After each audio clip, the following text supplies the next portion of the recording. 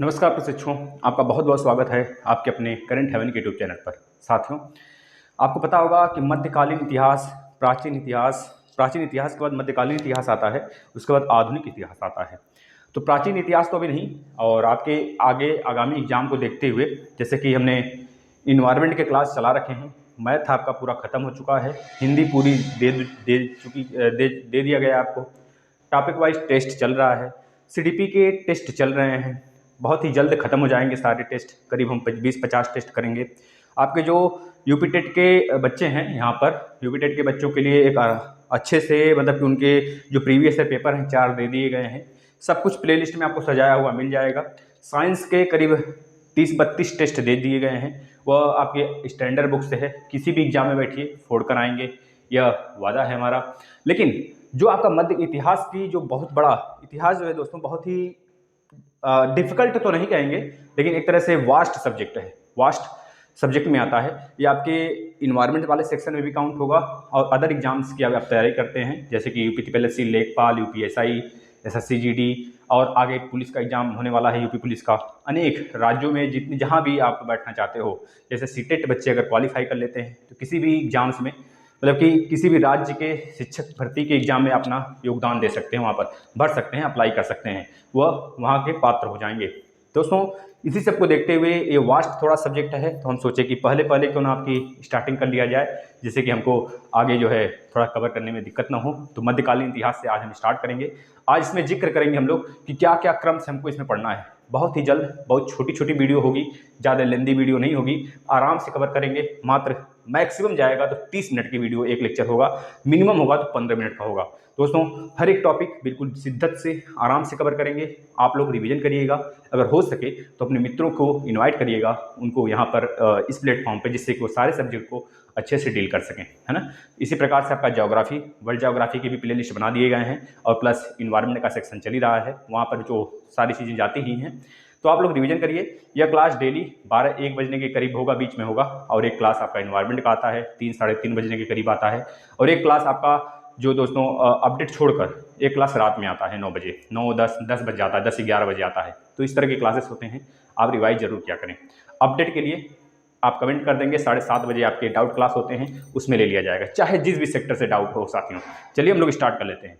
तो जो मध्यकालीन इतिहास अपने अपने आप में एक सोचने वाली विषय है, बहुत ही वास्ट सब्जेक्ट कहा जाता है इसे। दोस्तों, सबसे पहली बात है, संघर्ष का एक युग छिड़ा। लेकिन संघर्ष के युग से हम स्टार्ट करेंगे। पहले देखिए, इसमें बहुत सारी चीज़ें पढ़नी है, हम क्रम से बताते चलते हैं आपको। दोस्तों, जब एंशिएंट समाप्त होता है, यानी कि प्राचीन इतिहास, जब चोल शासक साम्राज्य के इर्द गिर्द यह खत्म होता है आपका एंशिएंट, इसके पहले ही मध्यकालीन का बीजारोपण हो चुका था, यानी कि शुरुआत हो चुकी थी। साथियों, इसको हम कह लीजिए कि शुरू करेंगे मुस्लिम आक्रमण से। मुस्लिम जो आक्रमणकारी थे, अरब थे, तुर्क आक्रमणकारी थे, वहाँ से स्टार्ट करेंगे साथियों, बहुत बेहतरीन तरीके से। आज कल चर्चा होगी, फिर कल से धमाका स्टार्ट होगा।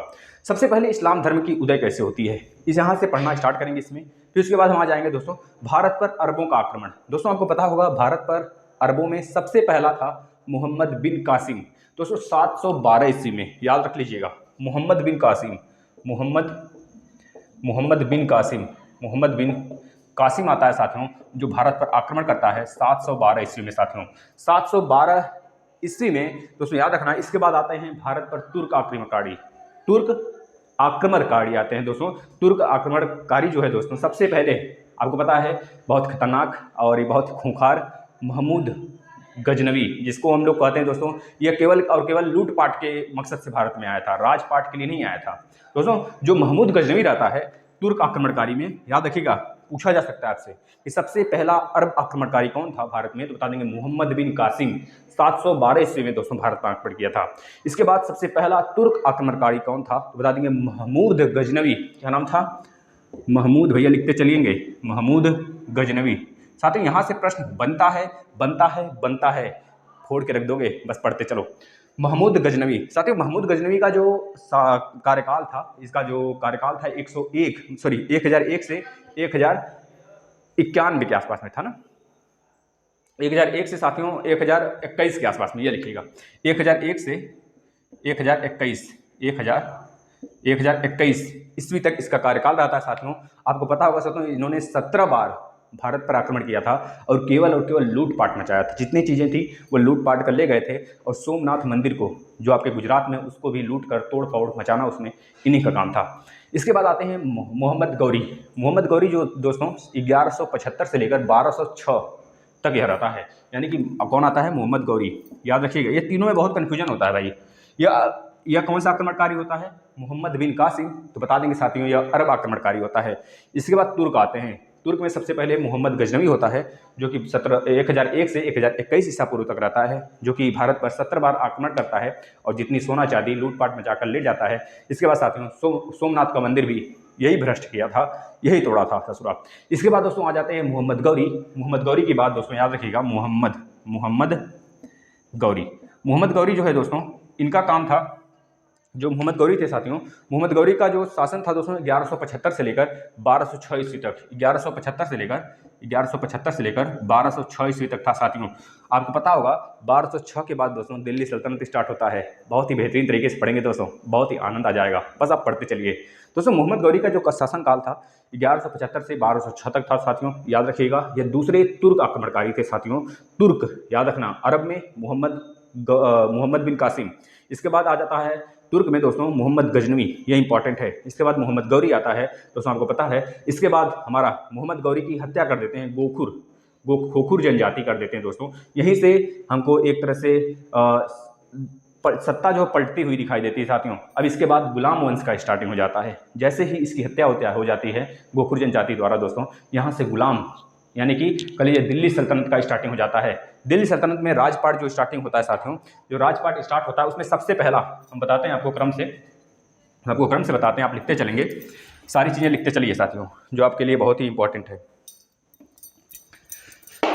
सबसे पहला आते हैं दिल्ली सल्तनत में साथियों। आपको पता होगा दिल्ली सल्तनत पहले कब से कब तक चला था, तो याद रखेंगे दिल्ली सल्तनत 1206 से लेकर 1526 ईस्वी तक चला था। दिल्ली सल्तनत कब से कब तक चला था, तो बता देंगे 1206 से लेकर दोस्तों कब तक चला था? 1526 तक चला था दोस्तों। आपको पता होगा इसी जगह इब्राहिम लोदी और आपके मुगल बादशाह पहले थे, कौन था भाई? बाबर थे। उनके साथ पानीपत की प्रथम युद्ध होता है और यहीं पर हमको पलटवार देखने को मिल जाता है। पलटवार, सत्ता पलट जाती है, दिल्ली सल्तनत खत्म हो जाता है 1526 में। वहाँ से मुगल स्टार्टिंग हो जाते हैं। लेकिन इससे पहले हम देख लेते हैं दिल्ली सल्तनत में क्रमवार कौन थे, कौन कौन शासक आए, कौन कौन से कह लीजिए कि यहाँ पे सल्तनत मतलब कि कौन कौन से शासक यहाँ पर आए, सबका क्रम देखते हैं। 5 शासकों का क्रम है, क्रम से आपको याद रखना है, यहाँ से प्रश्न बनते हैं भाई।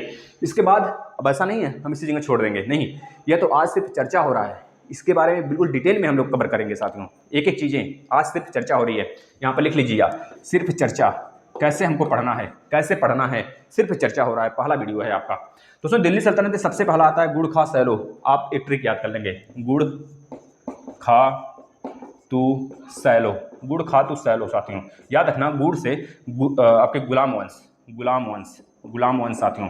इसके बाद गुड़ ख से खिलजी वंश साथियों, खिलजी वंश आ जाता है, खिलजी वंश साथियों। ये मात्रा में मत ध्यान दीजिएगा, सिर्फ जो काम की चीज़ें हैं उसे ग्रैप्स करने की कोशिश करिएगा।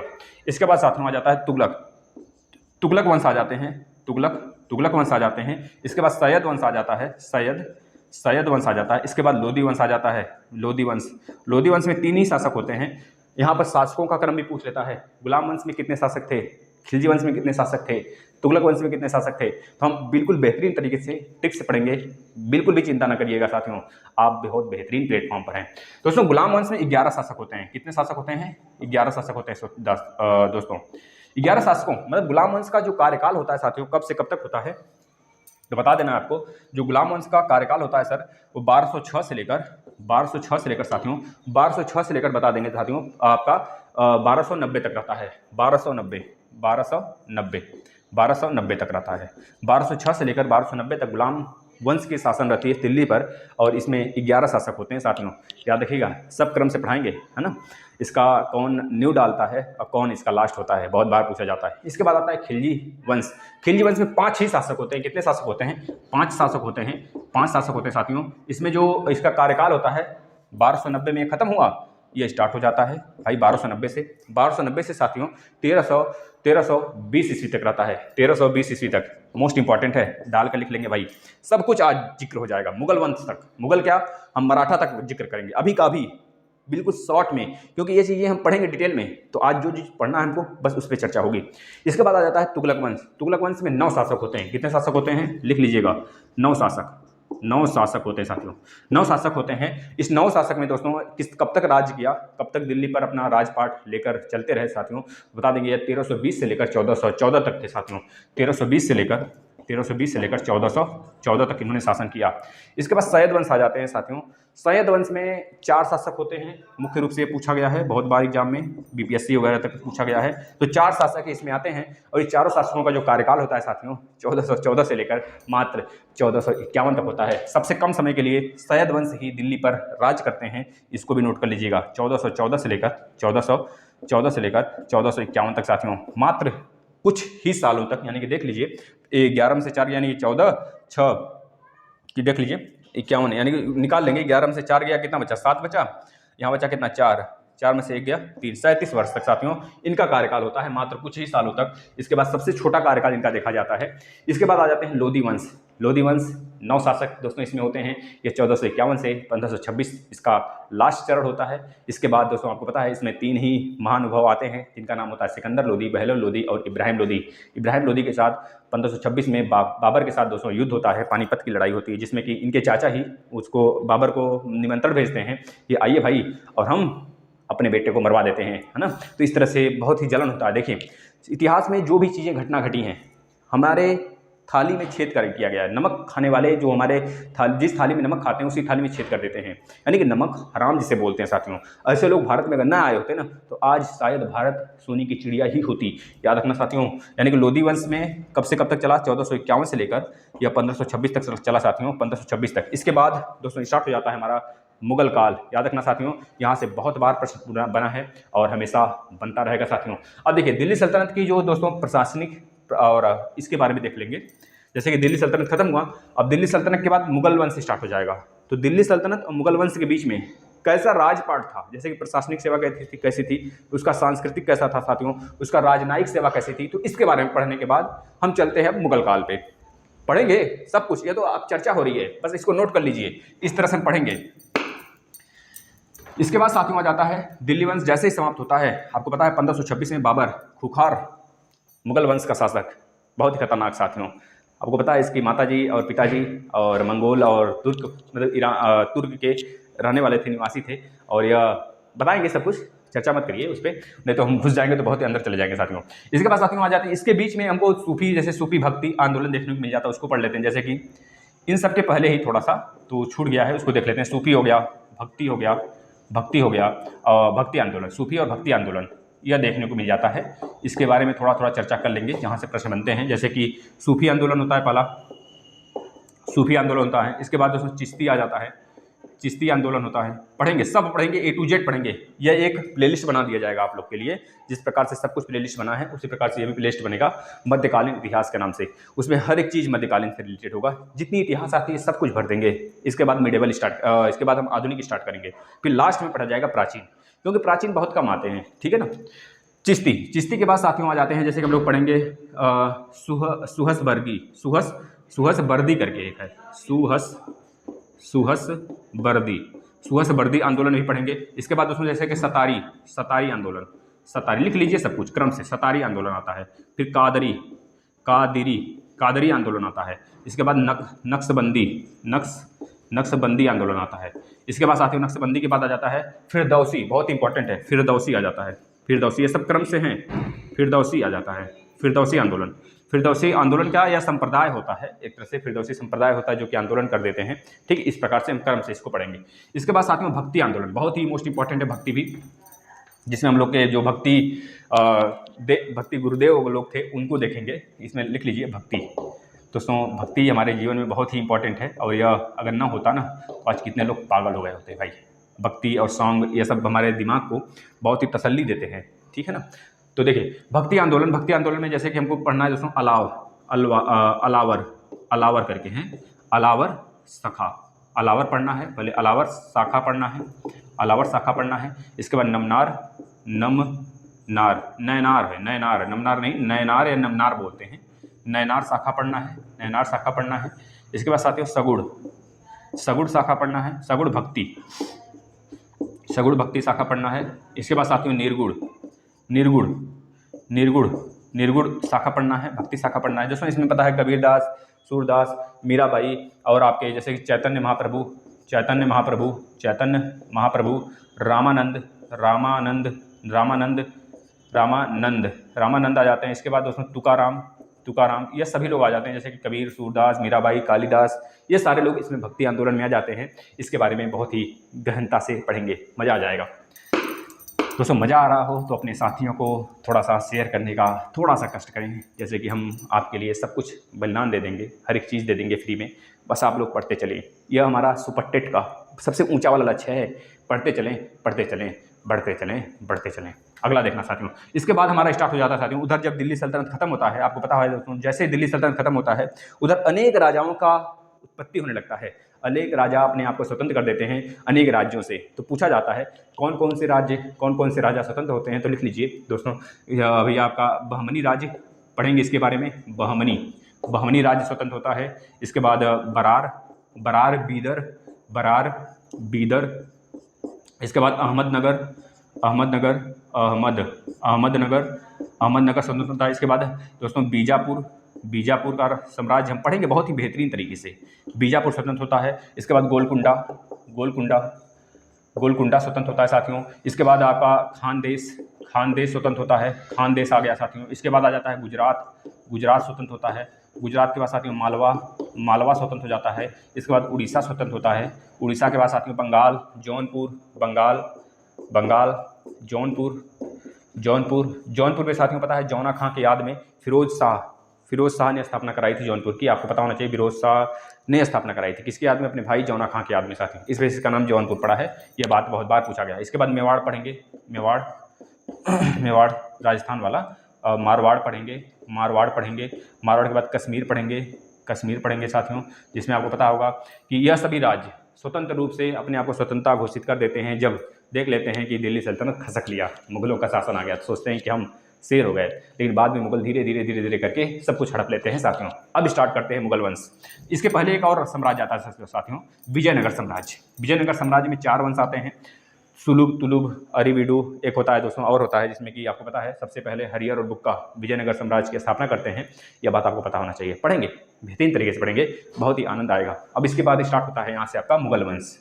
मुगल वंश में 2 काल होते हैं।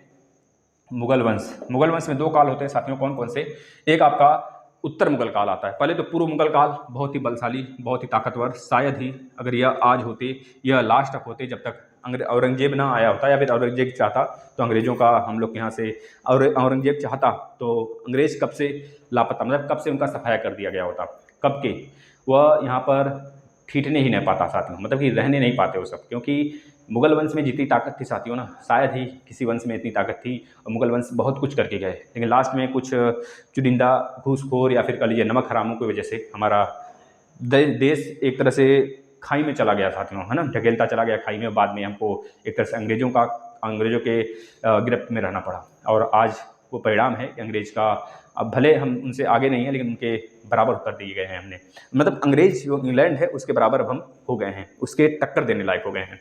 अब शायद ही कोई ताकत हो जो भारत को कवर कर ले, कभी नहीं, कभी नहीं, कभी नहीं, ठीक है ना। अब देखिए मुगल वंश में सबसे पहले आते हैं साथियों, आपको पता होगा बाबर आता है। बाबर का शासनकाल साथियों कब से कब होता है, 1526 से लेकर 1530 तक होता है, लिख लीजिएगा। इसके बाद साथियों आ जाते हैं हुमायूं।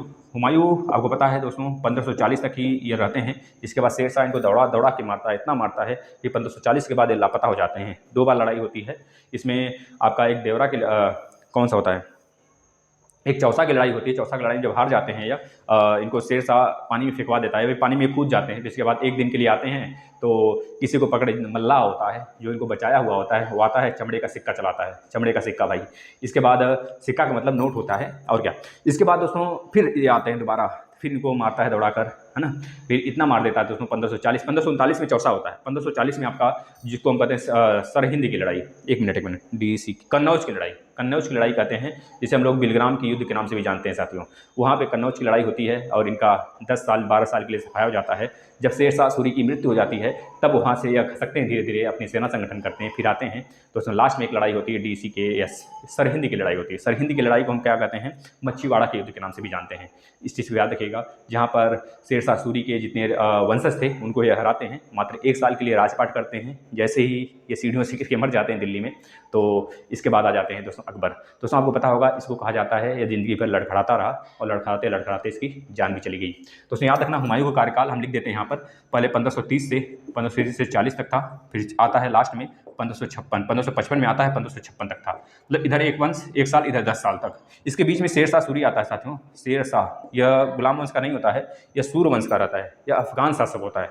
शेरशाह आता है, शेरशाह का जो शासन होता है साथियों, यह 1540 से जैसे ही चला जाता है, 1540 से लेकर 1545 तक ही रहता है, क्योंकि इसकी बाद में मृत्यु हो जाती है इसी के खान में बम फूटने की वजह से।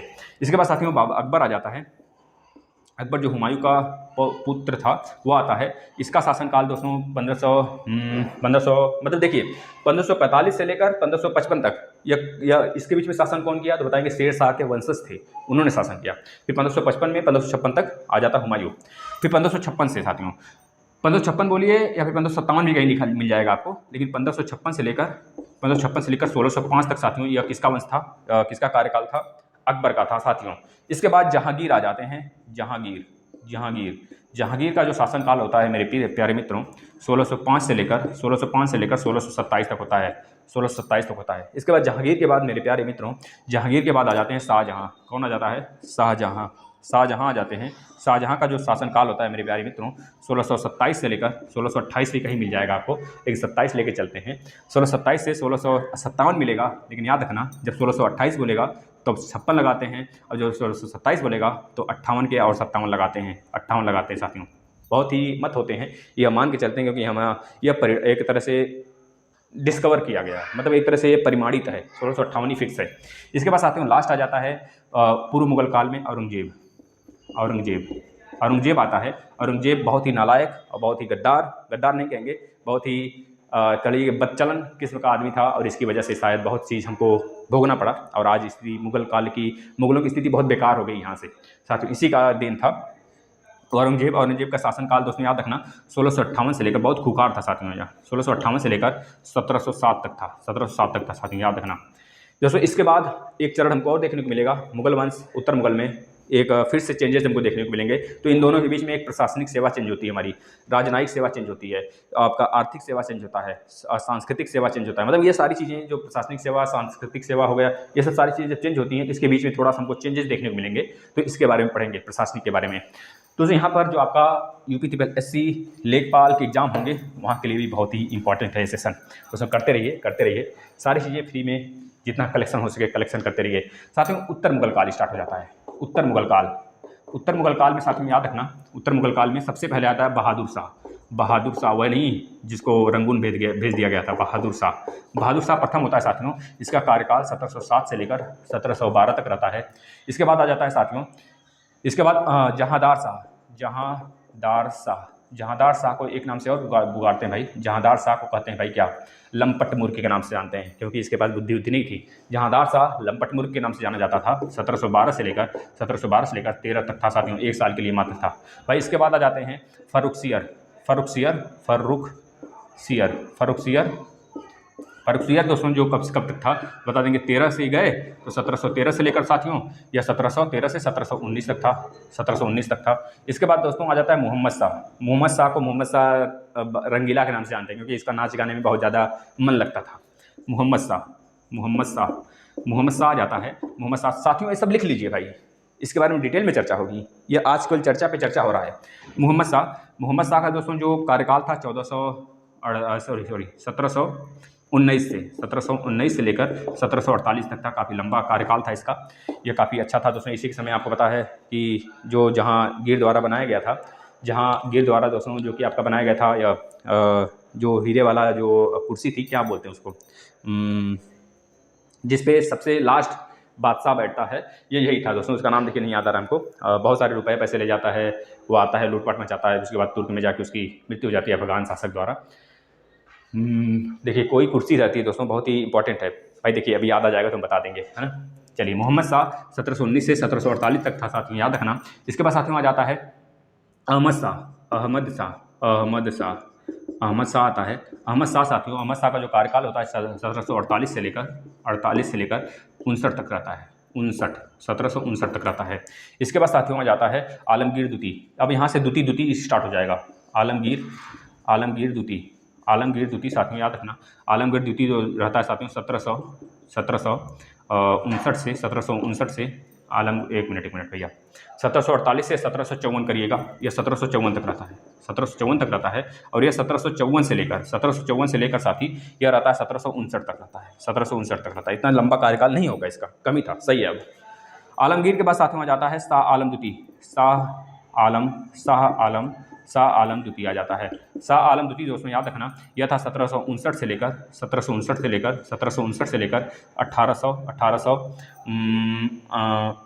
तक रहता है। 1806 तक रहता है साथियों। इसके बाद साथियों आ जाता है अकबर द्वितीय।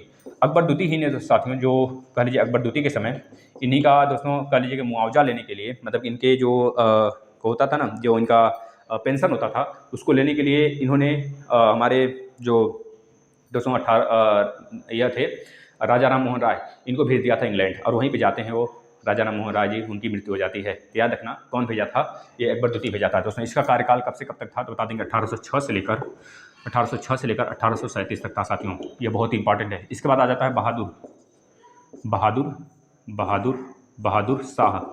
बहादुर शाह द्वितीय दोस्तों 1837 से लेकर 1860 या 62 तक, 1 मिनट। बहादुर शाह द्वितीय, इसी को कहते हैं दोस्तों हम लोग किसके नाम से जानते हैं, जो कि बाद में निर्वासित कर दिया जाता है, देश से निकाला दे दिया जाता है। बहादुर शाह जफर के नाम से जानते हैं अंग्रेजों द्वारा। रंगून भेज दिया जाता है 62 तक, मतलब 62 में इसकी मृत्यु हो जाती है। रंगून में इसकी समाधि बनती है साथियों, याद रखना। वैसे तो 1857 क्रांति तक ही यह रह पाता है, 57 की क्रांति तक। इसके बाद ही इसको भगा दिया जाता है भारत से बाहर, ठीक है, वहीं पर इसकी मृत्यु हो जाती है। यह रहा पूरा मुगल काल साथियों। इसके बाद मराठा आ जाता है। मराठा आ जाता है। मराठा में हम लोग पढ़ेंगे साथियों क्या, मराठा जैसे कि 1627 से स्टार्ट होता है और 1818 तक रहता है। तो इसके बारे में पढ़ेंगे बहुत ही, जिसमें कि हम लोग देखेंगे कि बाजीराव मस्तानी और पेशवा, उसके बाद शिवाजी, इसके सब के बारे में पढ़ेंगे, ठीक है ना। चलिए साथियों अलविदा लेते हैं। अब आते हैं इन्वायरमेंट के क्लास में। बहुत ही बेहतरीन तरीके से आज सारे गर्म जल धाराएं और ठंडी जल धाराएं पढ़ेंगे, जो आपके इन्वायरमेंट के लिए बहुत इंपॉर्टेंट है और प्लस आपके वर्ल्ड ज्योग्राफी के लिए, है ना। चलिए शेयर करिएगा, मिलते हैं अगले क्लास में। धन्यवाद।